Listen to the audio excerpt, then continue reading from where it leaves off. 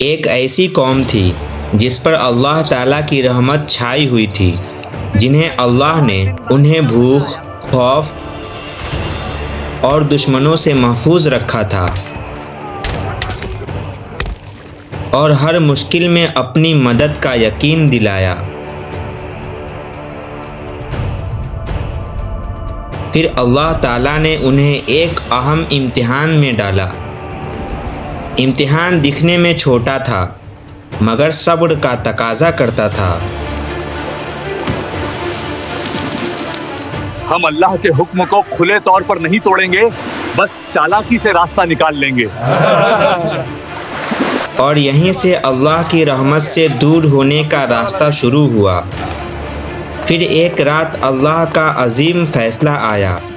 نہ کوئی طوفان آیا، نہ بجلی گری، نہ زمین پھٹی، اور جب صبح ہوئی تو وہ قوم اپنی انسانی صورت میں باقی نہ رہی جو کل تک نعمتوں میں تھی، آج اللہ کے عذاب کا نشان بن چکی تھی۔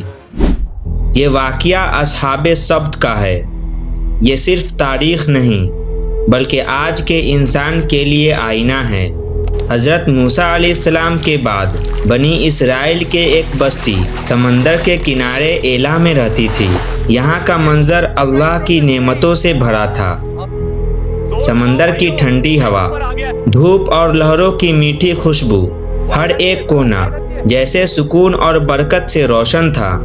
یہ لوگ اللہ کو مانتے تھے اور ان کے احکام سے واقف تھے، لیکن دلوں میں نافرمانی کی ایک پرانی عادت باقی تھی۔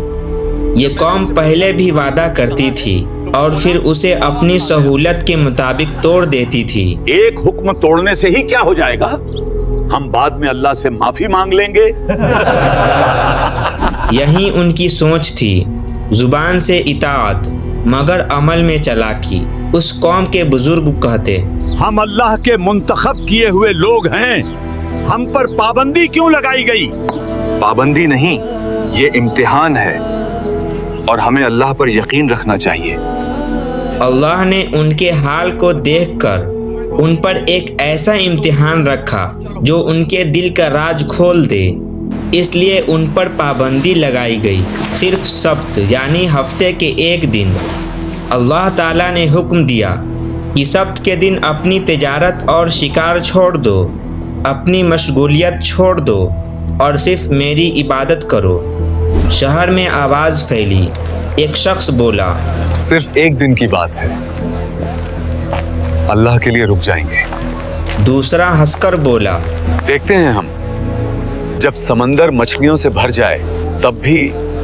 اور پھر امتحان نے اپنی شکل دکھائی۔ جس دن شکار منع تھا اسی دن سمندر مچھلیوں سے ابل گیا۔ تازی موٹی مچھلیاں جیسے خود کنارے تک آ کر کہہ رہی ہو، ہمارا شکار کرو۔ ایسا پہلے کبھی نہیں ہوا۔ یہ اللہ کا امتحان ہے۔ رات کا اندھیرا شہر پر چھا گیا۔ گھروں کے اندر لوگ پریشان تھے۔ بہت ہو گیا تمہارا یہ تماشا، میں جا رہا ہوں۔ جاؤ، مجھے بھی نہیں رہنا تمہارے ساتھ۔ ایک چھوٹی سی خطا بھی لمبے جھگڑے میں بدل جاتی تھی۔ مچھلیوں کے شکار نہ ہونے کی وجہ سے گھر میں روز جھگڑے ہو رہے ہیں۔ تبھی ایک خاموشی میں شیطان نے ان کے دلوں پر حملہ کیا۔ یہ دن صرف ایک راستہ روکتا، چالاکی دکھاؤ اور اللہ کے حکم کو گھما پھرا کر اپنا فائدہ نکالو۔ لوگ آپس میں ایک دوسرے کی طرف دیکھتے ہیں اور ان کے چہروں پر ایک ایسی مسکراہٹ ابھر آتی ہے جو انہیں ایک بار عذاب کی طرف کھینچنے والی تھی۔ ایک آدمی نے بولا، ہمیں کچھ ایسا کرنا ہوگا کہ ہفتے کے دن مچھلیاں کسی جال میں پھنس جائیں اور ہمیں کچھ نہ کرنا پڑے۔ دوسرا شخص فوراً بولا، بس نالیاں نکال دیں گے ہم، مچھلیاں خود جال میں پھنس جائیں گی اور پھر اتوار کو نکال لیں گے، اللہ بھی خوش ہو جائے اور ہم بھی۔ اور پھر وہ لوگ سمندر کے کنارے گئے، نالیاں کھودنا شروع کی، جال بچھایا اور اپنی چالاکی سے راستہ نکال لیا۔ بزرگوں نے ان سے کہا، رکو، یہ سب گناہ ہے، اللہ کے حکم کو توڑنا تمہارے لیے بربادی کی وجہ بنے گا۔ نوجوانوں نے ہنس کر جواب دیا، ہم تو عقل مند ہیں، دیکھو ہم نے حکم کو سیدھا نہیں توڑا بلکہ چالاکی سے اس سے بچنے کی کوشش کی۔ लेकिन उन्हें याद नहीं था कि चालाकी और गुनाह का इम्तिहान अल्लाह के सामने कभी छुपा नहीं रहता। गुनाहगार लोग मछलियों का बोझ उठाकर घूम रहे थे। उनकी चालाकी भरी मुस्कुराहट उनके चेहरों पर दिख रही थी। एक बुजुर्ग ने जोर से चीख कर कहा, रुको जरा, हंसी मजाक अपनी जगह, लेकिन ये रास्ता गुनाह का है। अल्लाह के हुक्म को तोड़ना सिर्फ बर्बादी लाता है। उन्होंने हंस के जवाब दिया, हम तो सिर्फ अपनी अकल से काम ले रहे हैं, हफ्ते के दिन तो शिकार किया ही नहीं।